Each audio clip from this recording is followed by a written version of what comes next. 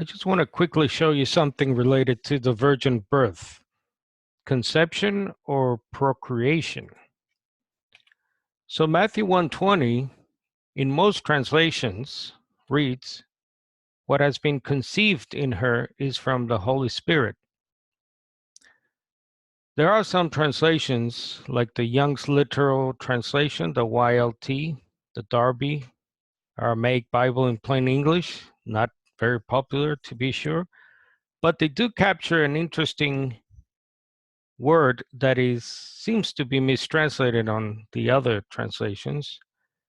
That which is begotten in her is of the Holy Spirit.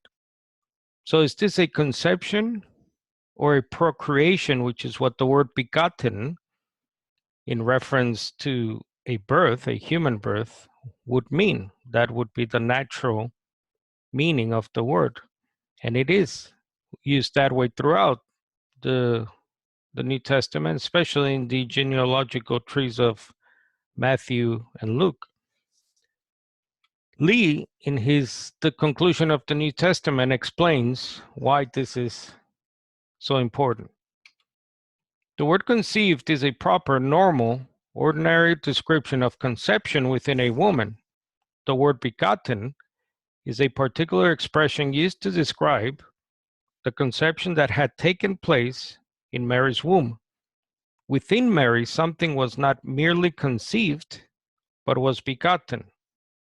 In English, the past participle of beget is begotten, and the past participle of bear is born. Furthermore, in English, we can differentiate the words beget and bear, using beget to refer to the male and bear for the female. The male generates the conception, and the female completes the conception by her delivery of the child. Then we have the birth.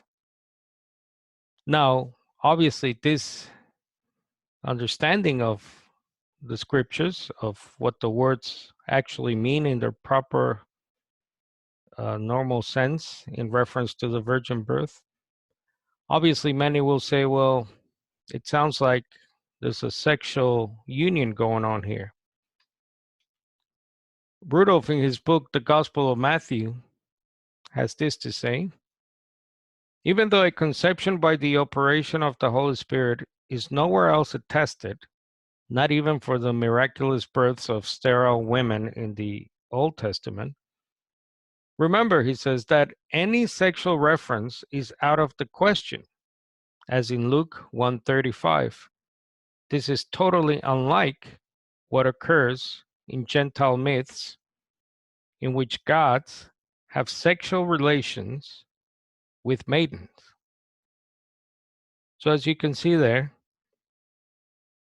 the point is that most translations are hiding the action of the father as the begetter, let's say, with that of the mother as the one who conceived.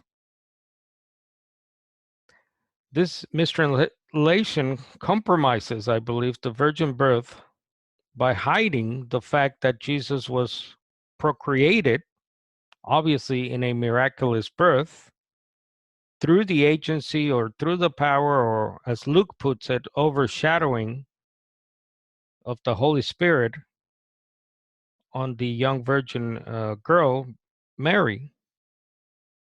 And you can see why this can be an important point in today's Orthodox Christianity.